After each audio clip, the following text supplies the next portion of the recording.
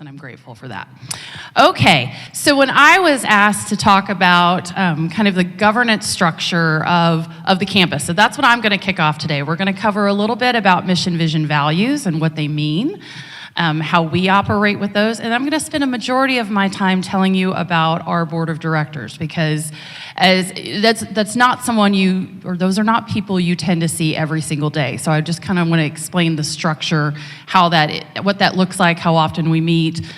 They come to events, but you don't get to necessarily sit down and pick their brains, but that's not what you're supposed to do with the board of directors. So why don't we get started? All right. How many of you know our founding story? Who wants to recite it for me? Well, the way I understand it is Dr. Nelson was looking for a place to put his mother because she was needed help, okay, or a place. And so he looked all over the valley, and all he could find was old people homes.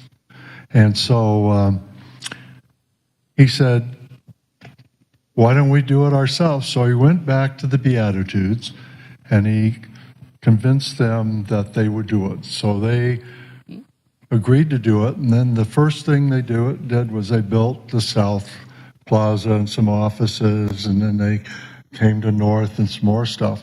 And I think that's pretty much how it started. Pretty close. Dr. Nelson did go to a nursing home. He was actually, from the story I have heard, stories change over 55 years, but one of the congregation members asked him to go visit that person's mother in a nursing home. And so he went in, and if you think about it, in 1965, how were nursing homes at that point in time? Awful. Right? I mean, but at the time, they thought they were doing beautiful work, right? But how we treated people with dementia, we tied them to beds. We heavily medicated them, and he was just absolutely appalled by what he saw. And he did. He came back, he talked to the church board of directors, and said, we need to do something. We can be a leader in this space, and I want to create a community where people can live, learn, and grow throughout all the stages of their lives. You'll hear that often. That was kind of a piece that was very deep to the board. And the board of the church actually decided to build the campus before building their own sanctuary that's at the Church of Beatitudes now.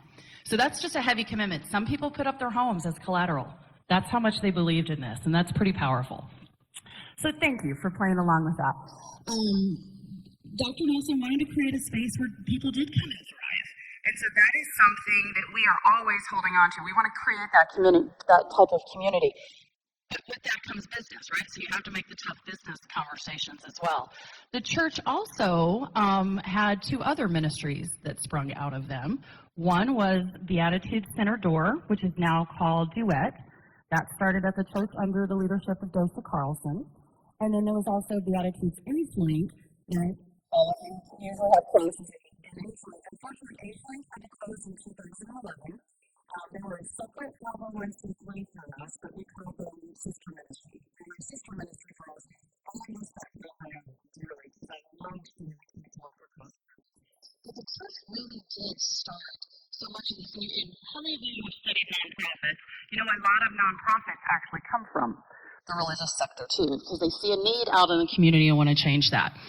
In our 55 years, we have always been heavily involved in state and national associations. So you hear me often talk about Leading Age, both state and national. It's been called multiple things over time. My predecessor was actually the chair of the board of directors for what at the time was ASAHA or ASA. But that is an association where all of us go and get our education, but also all of our colleagues are working, that we work closely with. It's all not-for-profit retirement communities and other aging services. So you'll have various hospices, various medical things that specialize in geriatric, visiting nurses associations, all belong to that, but it's all people with that servant leadership, servant heart, nonprofit background. And it's something we're very proud of. And then we also always want to be a leader in this field and in this space.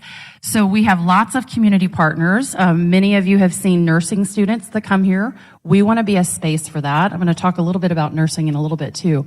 But it's important for us to be that leader and to have partnerships with the community and make sure that not only are we the leader in this neighborhood community, but we want to be that senior living resource. And that has just been a part of our fabric for the 55 plus years that we have been here.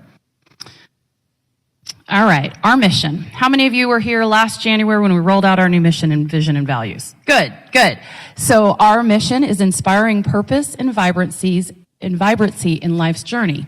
Live brightly, age boldly. When we talk to our teams here, and when we talk to you, when we talk to our family or your families, that's what we hear, is that people want to come here and thrive. And you still want to play a part of a larger society. Unfortunately, there's just a lot of stigma, negative stigma out there about aging. Horrible stigma out there. And unfortunately, there are still lots of negative things being said about what happens behind these kind of walls, not just Beatitudes campus, but the field as a whole. I would just say that I'd like for all of you to keep in mind that caring for people is a lot different than caring for widgets, right? So there's a little bit more room for mistakes that can happen. It's how you respond to those to move us forward. So when we talk with our board of directors, when I talk to the teams, these are the words I want people to hold on to, because this is who we are as an organization.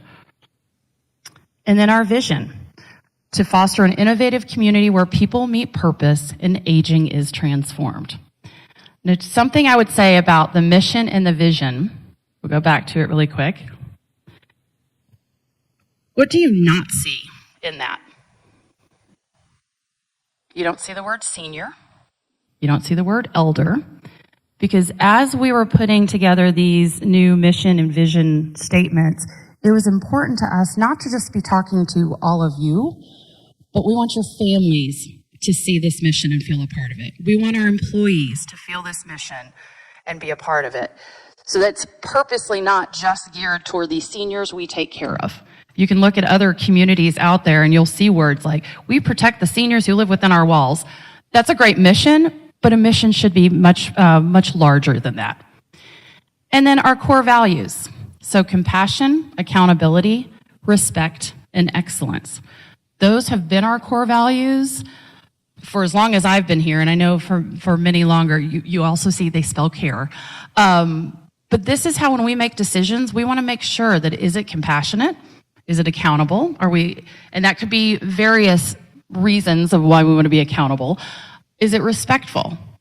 And is it driving us forward in an excellent manner? So when we have conversations around a board table, around our leadership table, we're making sure that these decisions, while not everyone may always agree with them, we are still filtering these through our core values.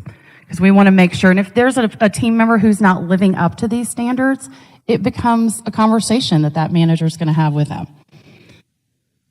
Okay. So here's where I'm going to spend a lot of my time, is the board structure and what that looks like. So as a nonprofit, we have a board of directors. It's a voluntary role, not one person gets paid for that. Our particular board of directors, our bylaws state that we will have 12 to 18 board members at any given time.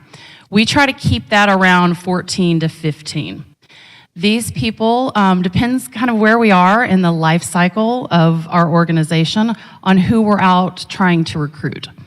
When we were going through our very first redevelopment back in 2006, we had a lot of architects and contractors and banking people around the table. And we still do today, but we're a little bit more diverse now because doing business now looks different as well. So 18 or 12 to 18 board members, all volunteers, nobody's paid. We have 2 ex officio roles in that. I am one, so I am a voting board member, and I'm there by office. And then also our resident council president always has a role on the board of directors. And again, there by office, but not there to necessarily represent all of you. That is a shared commitment. But that person sits on the board because she is the council president. And I would say when you look at other communities, it's pretty split. There are some that don't have any residents at all. There are some that have 4 or 5 residents. It's really just what that community structure is like. I enjoy having a resident on the council because often, if I'm calling on a conversation with the board, I might look to that president and say, could you lean in? And there I am asking them to have the voice for the residents. But really, that person has the same duty, that resident council president has the same duty as I do for the betterment of the entire community, not specific agendas. So that can be a touchy thing. So I always try to sit down with the incoming board president because it is a little bit different kind of structure. So our selection, again, you heard me talk about what is it that we need at that point of time, what is the life cycle of the organization, what are the big things on the plate. So we actually have a matrix, and we have a governance committee, and I'll talk a little bit about that. So we're always looking at what's the skill set of the board, where are our gaps, and how do we go out and recruit those people. We are always asking board members, if you know of someone who has a passion for this work, right? Not everyone does, and trust me, we've had some failed board members before. It just wasn't a good fit. They need to have a passion for this work. They also need to have some nonprofit understanding. They don't have to work in nonprofits, because I do want for-profit minds sitting around that table, but they need to have a respect and an understanding to it to some level, because not everything can be financial and not everything can be mission, right? You've got to balance both of those quite a bit. So we're looking for people who kind of have a wide skill set. IT, nonprofit experience, nonprofit CEOs, lots of financing. Right now, I think the only gap we have is IT, but that's been a hard position to recruit because, no offense to any IT people in here, but at an IT level that is strategy, at a board level who's not living here, it's a little bit harder to find. So we haven't had much luck there. And, you know, we're asking quite a bit from these board of directors who are here on a voluntary basis. We ask them to come to 6 to 7 board meetings a year when we're not having board meetings. So on those off months, all the committees are meeting. So it's quite a bit of time. It's probably 2 to 3 hours a month. Doesn't sound like much, but when you have a full-time job out in the community, you're traveling to work, I want board members who can be engaged in that, because I think the work that we're doing is incredibly important. And we've had to ask some members to leave before because they just weren't engaged, and I would rather have someone sitting in that chair who wants what's best for all of you and our staff and for the future of this mission of the organization. So let me talk a little bit about board committees. So you can see these are our standing committees. So we have a finance committee that looks at monthly and quarterly financials, and then we do what I call the color commentary behind it. Here's what these numbers mean. This is what the life of everything looks like behind. We have a strategic directions committee. This is actually one of our newest ones, and that's where various staff and some of the board members who attend some conferences bring back trends in the field and to see how could they fit here, or what would it look like if we were to bring something like X, Y, and Z to the table. And really just talking about what does not just tomorrow look like, what do the next 3 years look like, but what is this community going to be in 10 years, in 20 years?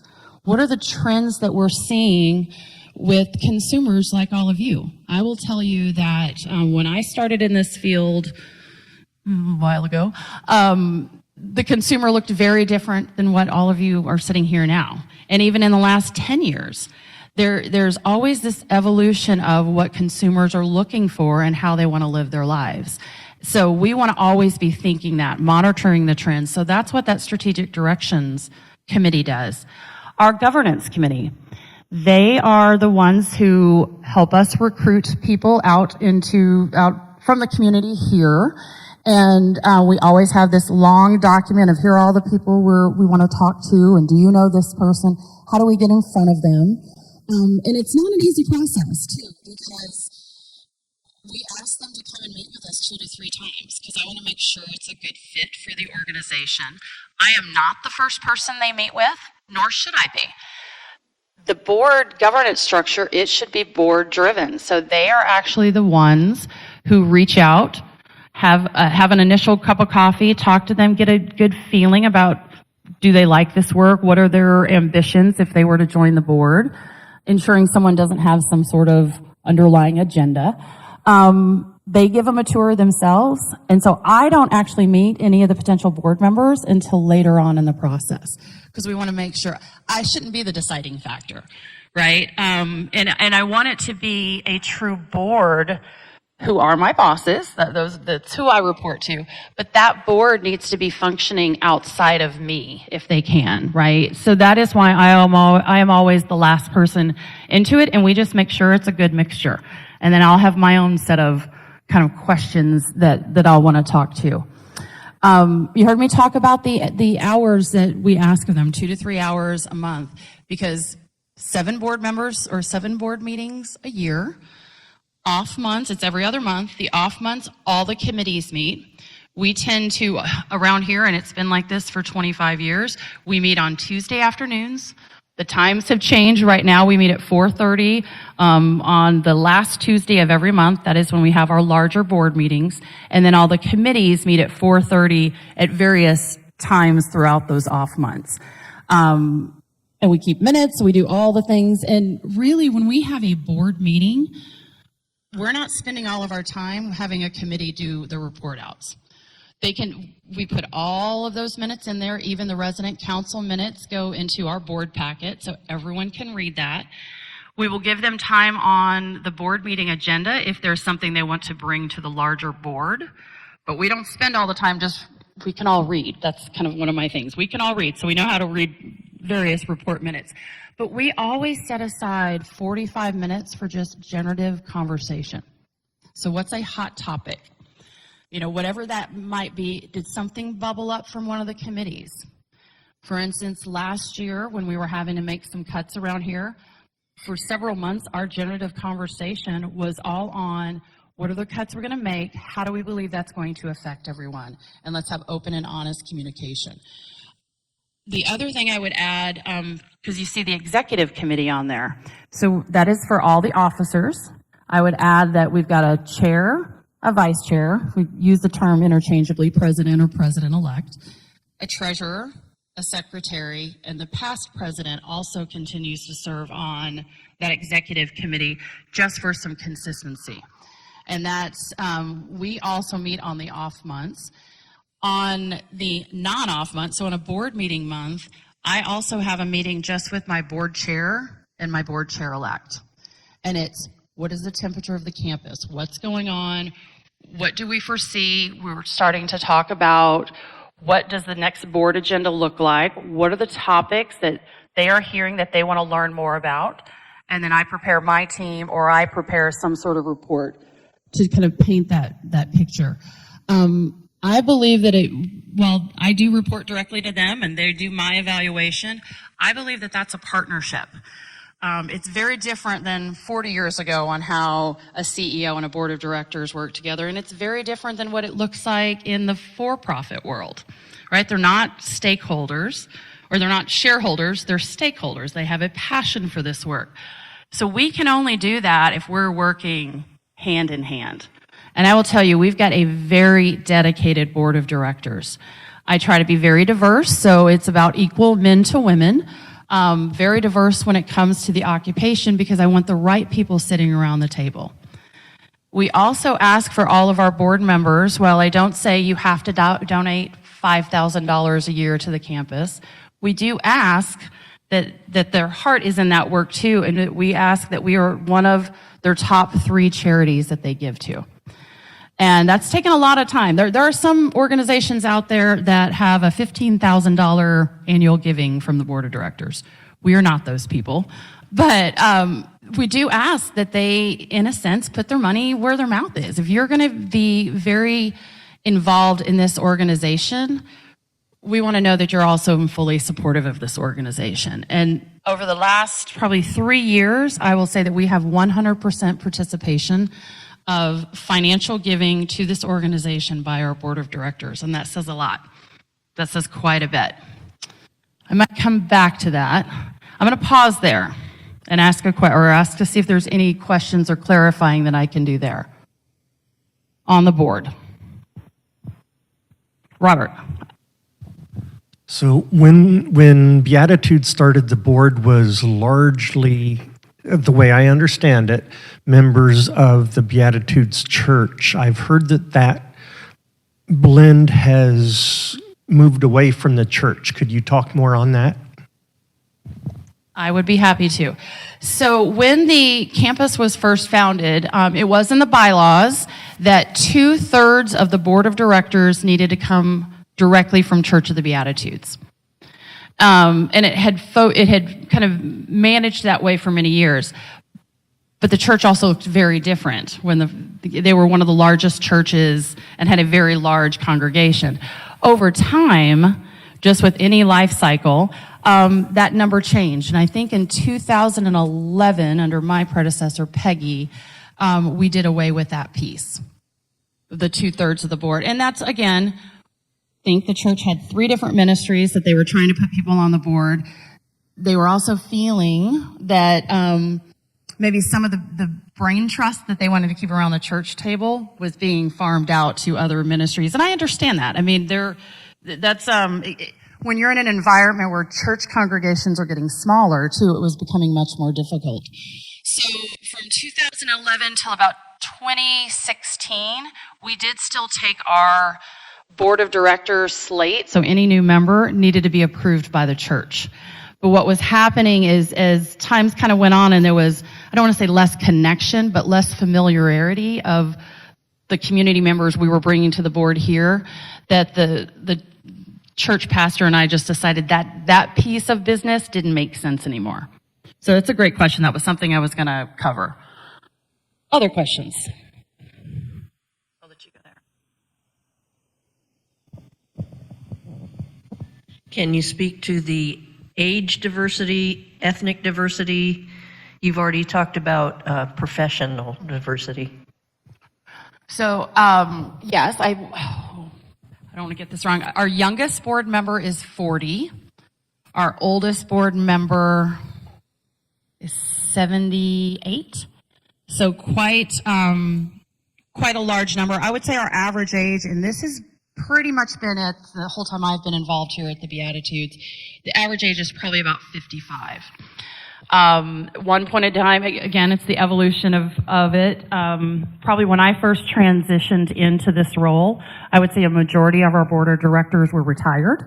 Now I would say that's opposite. It was very interesting trying to recruit board members toward the end of the pandemic, especially those that were still working, because they were trying to figure out what their work life was going to look like moving forward. We had a lot of conversations about what that was going to do. And honestly, I was in the same spot. Like, I can't say yes to this board right now because I don't know what my life is going to look like. And so it's been interesting. Ethnicity, we have one minority, one person of color on the board now, with a focus on trying to bring in more.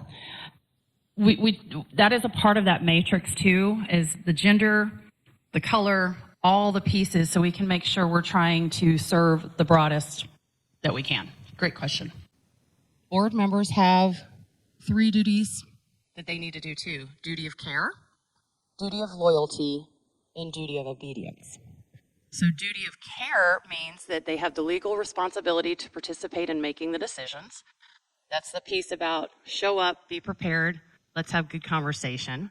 Duty of loyalty. Sometimes people might have a conflict of interest. We have some people on the board who have family members here. So when we ask them a duty of loyalty, we ask them to take off that family member hat and really put on the organizational hat. I know many of you have served as president of the resident council. And if you have, you've had a conversation with me about this too, that you have to take off your own personal views and think of the organization as a whole. So that's the duty of loyalty. And then duty of obedience, they have the legal responsibility of ensuring the organization complies with all laws, whether they be federal, local, or state. So duty of care, duty of loyalty, and duty of obedience.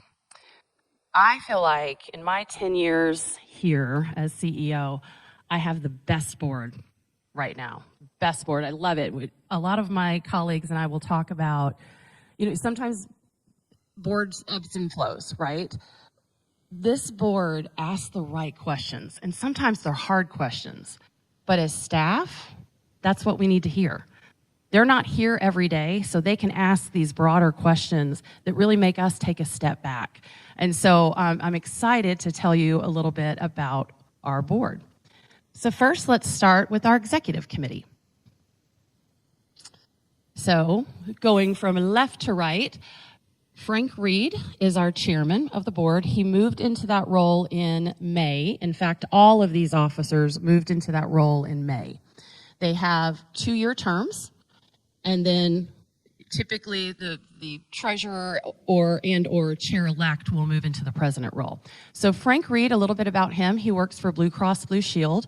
He has worked for Fortune 500 companies in the HR role, so he's very large corporate human resources. Right now at Blue Cross Blue Shield, he oversees all their DEI programs for them. Guy Berry, he is our chair-elect and also serving as treasurer. He is the youngest gentleman on our board and probably the sharpest, I will tell you. He is Chief Operating Officer for Redirect Health, which is a healthcare program, health insurance.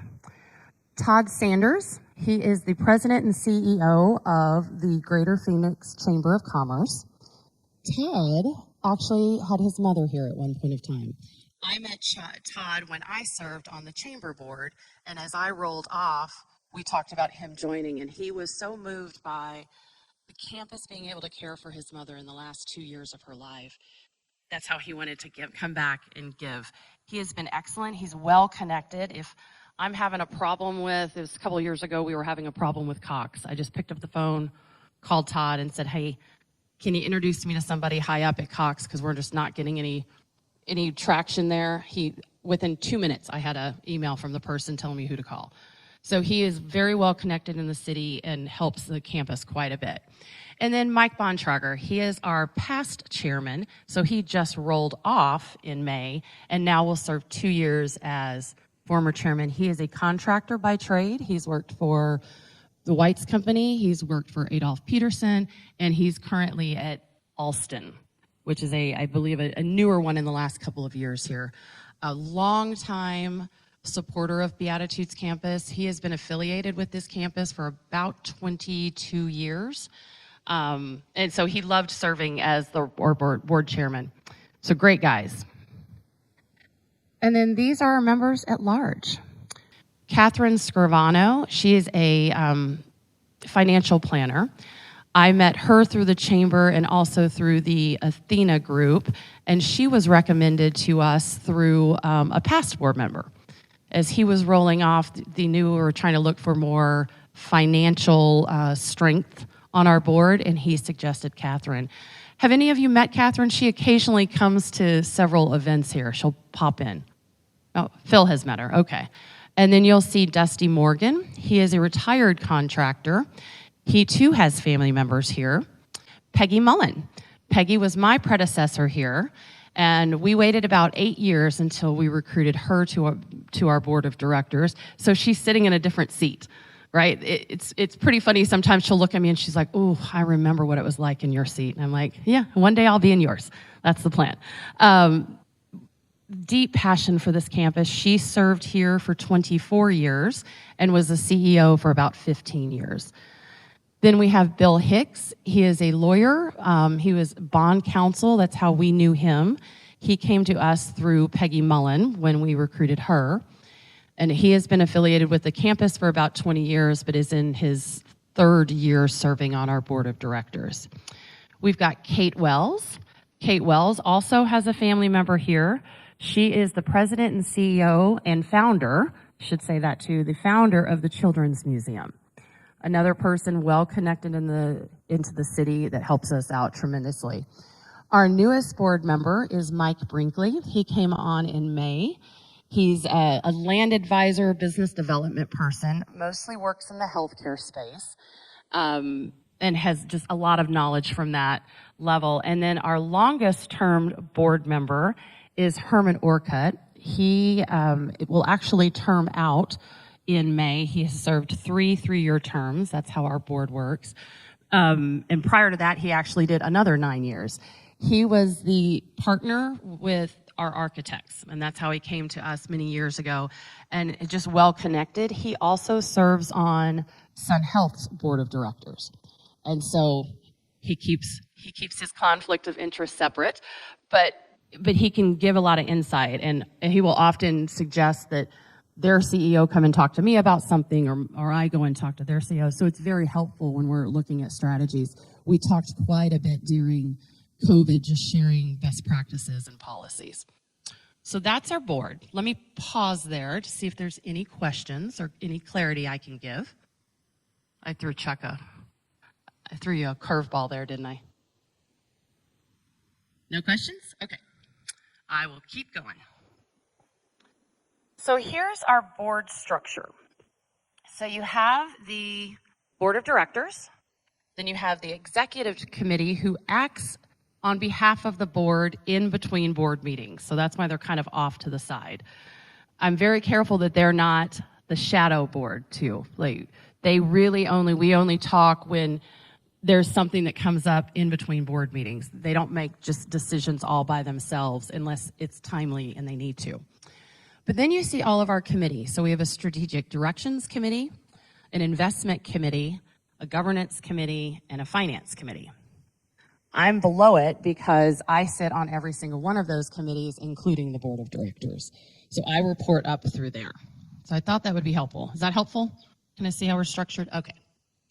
Let's talk a little bit. This is going to be a lot of info on slides, but it's the best way we could do this. Talk a little bit about the executive committee. So that was the 4 gentlemen that I highlighted at first. We meet every other month. So the committees all meet in the off months of board meetings. So board meetings are every other month, committees meet in between, unless there's something special. That is the committee that's also responsible for my compensation and my evaluation. And then I do the rest of the teams. But they ensure continuity planning. We set strategies, or at least start talking about strategies in our executive committee meetings. And then they're my sounding board. So if there's something I'm struggling with here or want to work through something, they're the sounding board that I utilize for that. And as I said, they operate on behalf of the board in between board meetings. The finance committee. It too meets on the off months, so you can see it has the financial oversight of the entire organization. They also are responsible for hearing of the audit and any financial planning. So what the committees will do is do deeper work in the committee structures, and then we'll report out at our board meetings. Oftentimes, committees will make recommendations to the board to accept something. So we'll really work through something at a committee level and then take it through the board and vet it out there. And then you can see who serves on these committees. I would add that each committee also has a staff liaison. Clearly, I'm the full board's liaison. For the finance committee, it's Donna Taylor and I. Then, as we talk about the other ones, the executive committee, of course, is me. And here's governance. I am also the staff liaison for the governance committee. So what the governance committee does is they focus on the evaluation of the board as a whole. They focus on the evaluation of how the board meetings are going. Are we setting aside enough time to have deeper conversations, or is it all just report outs? We don't want that. We want true conversations at our board meetings. They also nominate both the officers as well as bring forth any prospects for potential board members in the future. We also monitor all the things around the board self-assessment, and then my tie-in to the board self-assessment, which is my CEO self-assessment, and how I work together with the board. Sometimes we'll talk about new board orientation. That's one of the things that we just finished up doing at our meeting last month, is we're going to revamp our entire new board member orientation. Just like you all have new resident orientation, we do the same with the board. And it can go anywhere from having to visit so many events here at the campus, to spending an hour and a half understanding our financials, to making sure that they have toured every single corner of this campus. So that's kind of when we bring someone on, we really want them to be fully ingrained in the committee, and that's how we focus in on that. Then the investment committee speaks for itself. We meet quarterly. This is the one committee that doesn't meet every other month. We meet quarterly after the close of the quarter and look at our investments. It looks at both the campus investments as well as the foundation investments. So this is a joint committee. And when Barbara speaks toward the end of this program or the session, you will hear a little bit more about how the foundation is structured and how they work together with the campus. And then our newest committee that's been around for about 4 years now is the Strategic Directions Committee. So if we're talking about trends in the field or looking at how we're doing against our strategic plan, that all happens at Strategic Directions. When we were speaking with the board about making the change in the healthcare center and exiting skilled nursing, we had multiple conversations, probably about 4 months of conversations with the Strategic Directions Committee, answering their questions. We'd have a meeting, they'd want us to go find out a few more things, we would gather all that, bring it back. That is how we use that committee. Anything that we're forward-looking is how we spend our time there. Donna and Scott are the staff liaisons for the Strategic Directions Committee. I serve on that committee, but have placed them as the liaisons. Investment, the staff liaisons are Barbara Wood and Ashley Black, our controller. And then I said I was the governance one. Did I give you a little bit of detail of what each of the committees do and their structure? Everyone's still awake? Okay, that was a joke. All right, again, I know this is a lot of information, but I want you to try to take a look at that. This is a slide I love because a lot of times people will say, what's the difference of what the board does and what you do, Michelle? And so you'll often hear me say, the board does strategy and policy, I do management. But that can only happen if we work together. So I love this slide that comes from Board Source that really shows kind of what is the board's role, what do we work on together, and then what do they hold me accountable to?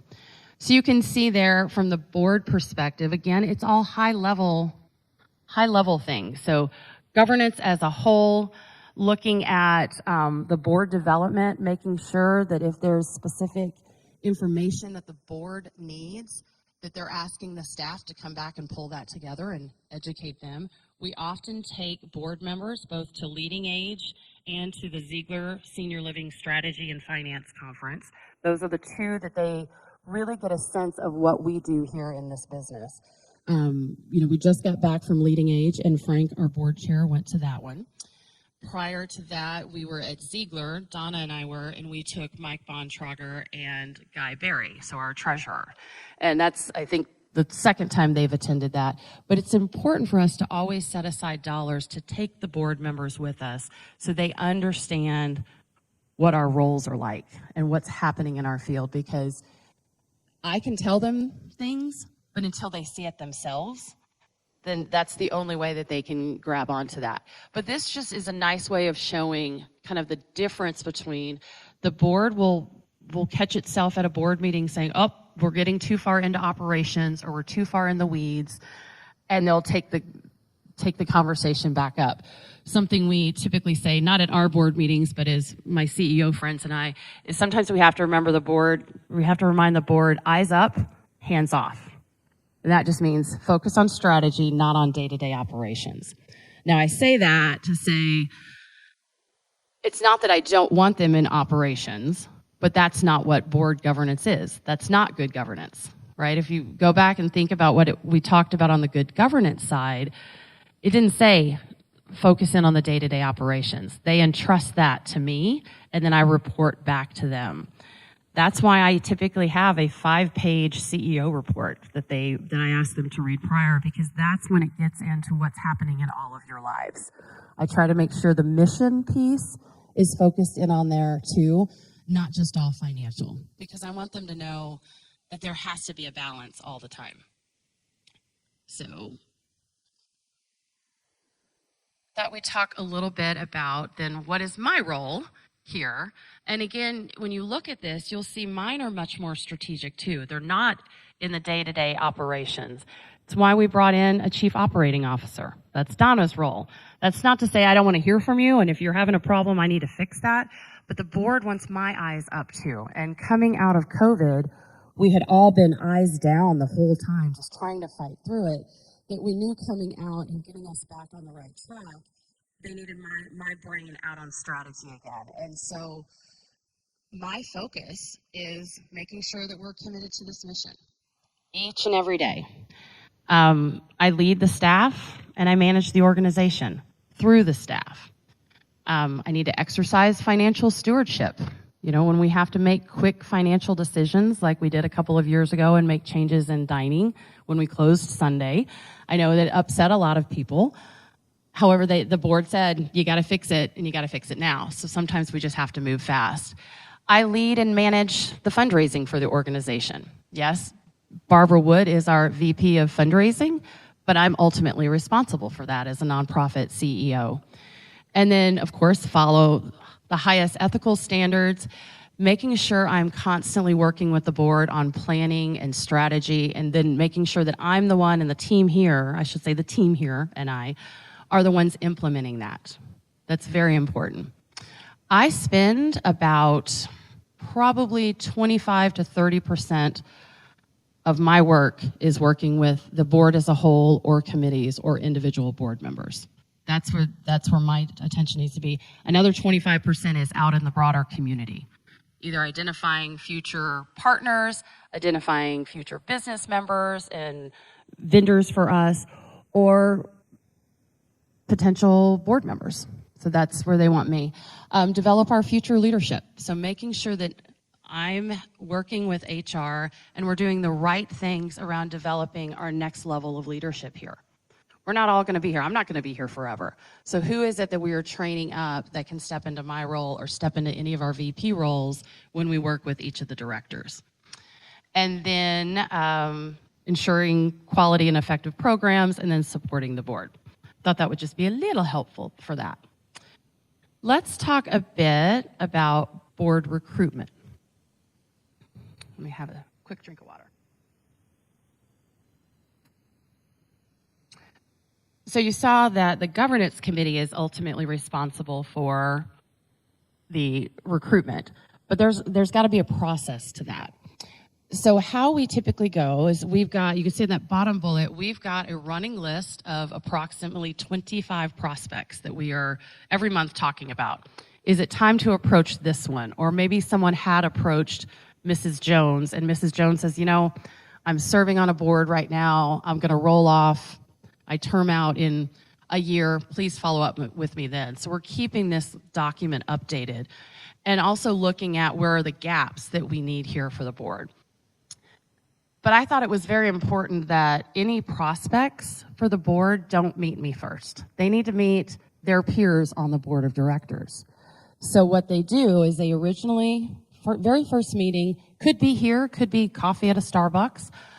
They just meet with members of the governance committee or one of our members at large who might have a connection to that person.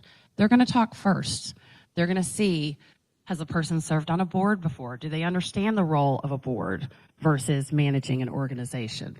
What is their passion? Why are they interested in even having this conversation?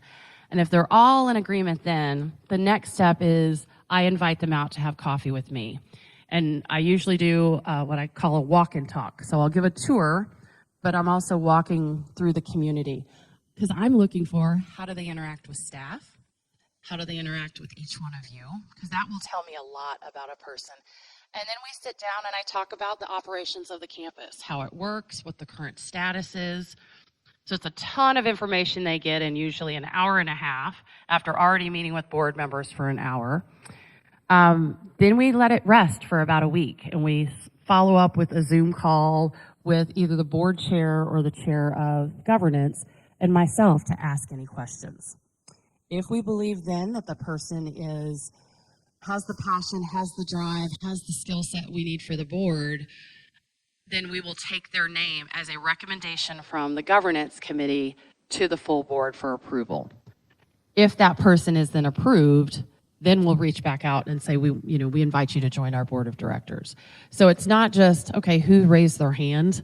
I mean, that's lovely when you want to have volunteers, but this is a pretty special place and it's a pretty complicated place. So we want to find the right people who can lean in and help here at Beatitudes campus.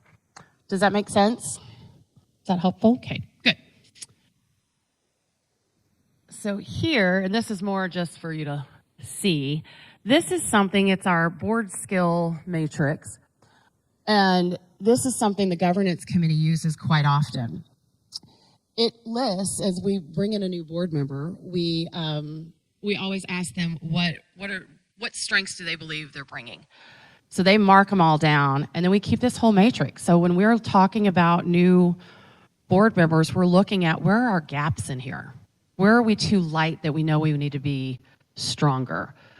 I had said at the last time we did this session was, we're still looking for financial acumen on this board. And it's a little difficult because after 2008, a lot of the banks who were placing people on boards have a whole new process on how they can serve on boards because of what happened in 2008 and all the banking crisis.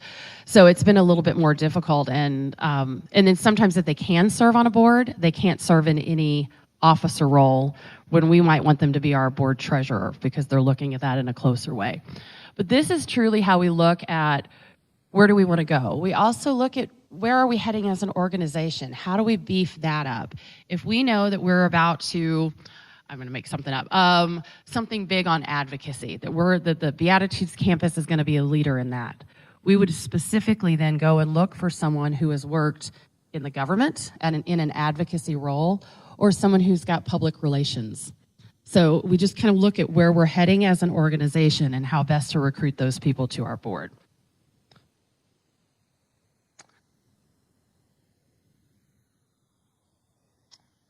All right, I put this here because it applies to both current board members, but it's also something I use when I'm talking to board prospects, kind of what the expectation is.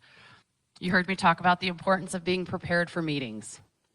The team works very hard to get the information out in front of the board in a timely fashion. We want them to read through all of that and be prepared with questions coming in. We do have certain items that go into a consent agenda. My CEO report and the resident council president's report is part of that with the current financials.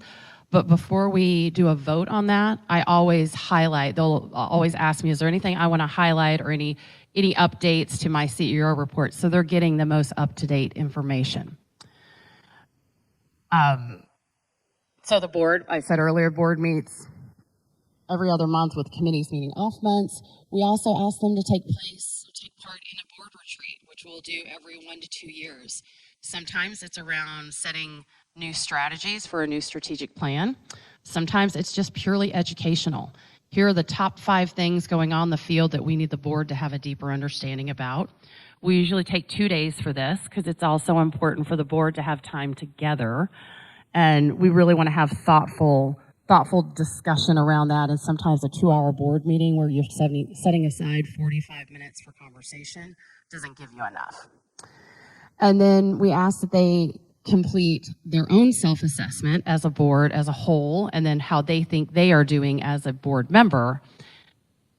And then, like I said, it's in conjunction with my CEO report, so or my CEO evaluation, because we ask them to fill that out.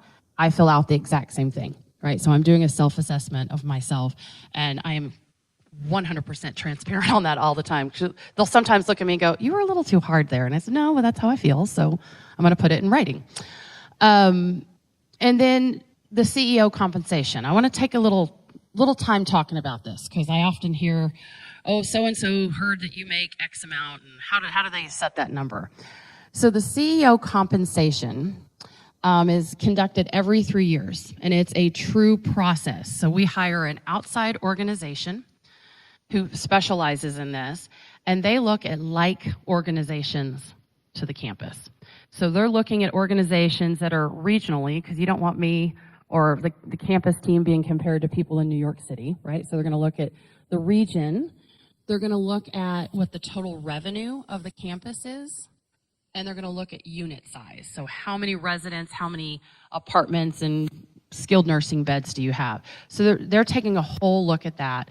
And then they get a scale on, okay, Michelle's at the 25%, she's at the 50, she's at the 75. And they look at it both on base salary as well as any incentive programs we get.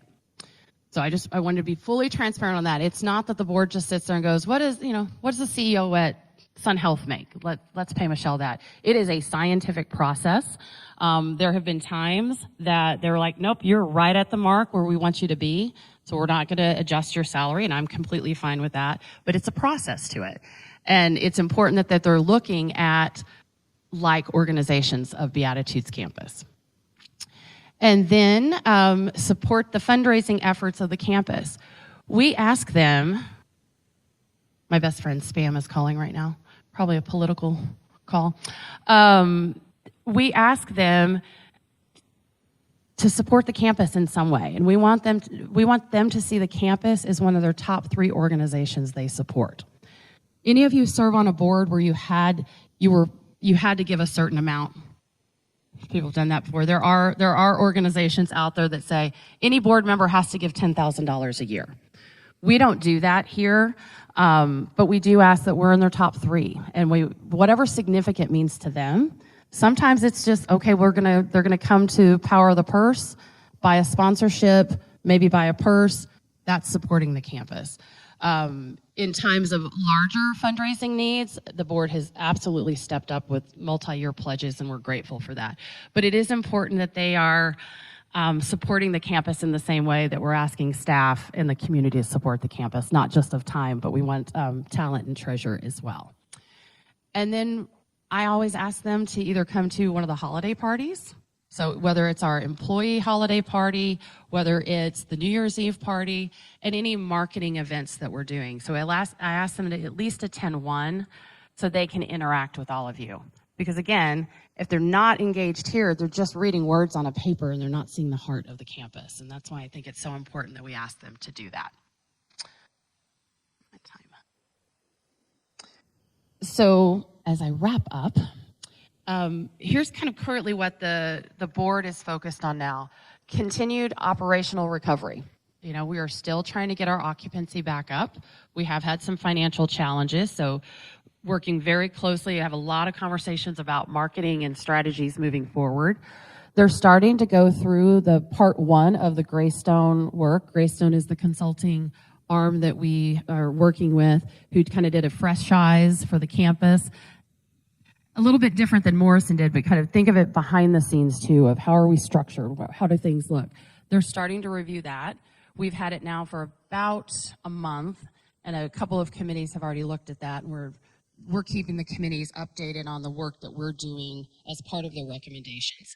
Once part 2 comes out, which is the strategic pricing analysis that they're doing for us, we'll roll all of it out together to all of you. So that's my commitment there. And then redevelopment. Redevelopment has not gone away. It's just they want us focusing in on operations first. So when we do go to market to get bonds for the redevelopment, we're in a stronger place with that.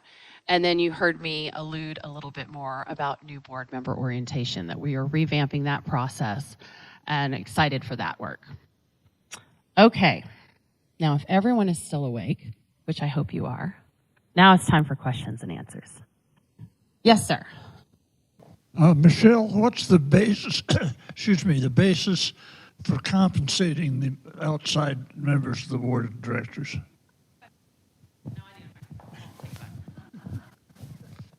Great question. His question was what's the basis of compensating? So we do not compensate our board of directors at all. It is purely a volunteer basis, which is also why we don't have a specific amount in fundraising that we ask them for either.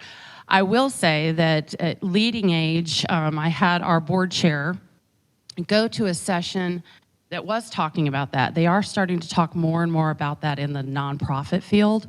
We do have some people who do compensate their board members. They are typically the larger multi-sites and chains, but we don't compensate. Excellent question. Not quite sure how to phrase this, but there seems to be sort of an overlay of financial problems all the time. And will there be somewhere in these presentations an overview of our financial standing?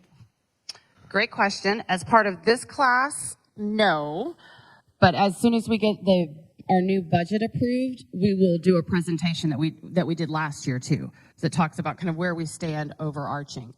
And the path to that success, to get out of that, is to get occupancy where it needs to be. Back up in the 90s where we were prior to COVID, we were sitting at about 92% in our entrance fees and about 93% in rentals. We're currently sitting in the high 80s for both, or low 80s for one and high 80s for the other. That's why we're always talking about occupancy. That's what generates the revenue for the campus. So try the focus, when we keep talking about the focus on occupancy, it's for that reason right there. So, but yes, we will have a presentation, just not part of this class. I think Debbie has a question. Oh, sorry. I'm wondering about what the response is from our residents who have been in the hospital and need rehab services. And since we don't provide them anymore, what are you hearing? Mix. I mean, I think there have been some that liked the places that they had gone to. I know it makes it hard on spouses when you've got someone who can't come back right here. And I know that some of the preferred places that we had recommended had a turn, and they didn't have the greatest experience. So we're continuing to monitor that as best we can. I can't say right now that I believe we'll go back into that, into skilled nursing anytime soon. We'll continue to monitor it. But yeah, we do try to hear it, and I know Nina works, if anyone needs to talk to Nina, she has been working with a lot of family members, whether it's a spouse or a family member, when someone has to go elsewhere, on the right questions to ask. She'll sit in on any care plan meetings at another organization if you ask her. She has done that for a couple of people too, just to help with that transition back. Great question. Yes, ma'am. One comment, doesn't the staff that moves into one of the subcontracting situations continue to get a Christmas bonus? Absolutely. Yep. They are all still here because they're all still serving you no matter where their paycheck comes from. So yes, they still participate in that too. So thank you. All right. Betty. Years ago, we had a CEO who did everything. Now we have so many layers. You, Donna, you know, all of them have pretty big salaries. I'm wondering why we have all these levels of management now. So I'm going to respectfully disagree on that, because under Peggy, I have a very similar structure. Because at one point in time, we had a chief operating officer. We had a VP of health services, a VP of resident services, and a CFO. So the structure, while the titles may have changed, the structure is the same. So I wanted to just clarify that piece. And again, it was where the board, as we were coming out of COVID, the board wanted me focused on strategy and someone else delivering operational support to all the directors here.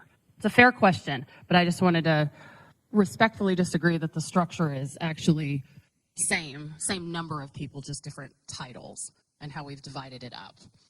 In fact, when we exited having a chief operations officer back in 2011, I believe, we split that role into two. So we actually added 2 people at that point of time. So we've gone back to an original structure that was closer in 2010. So hopefully that helps. Okay. You're welcome. All right. Well, thank you all very much. I learned some things too, so I will be following up on some stuff. So thank you. And I'll turn it back over to you, Chuck. Oops.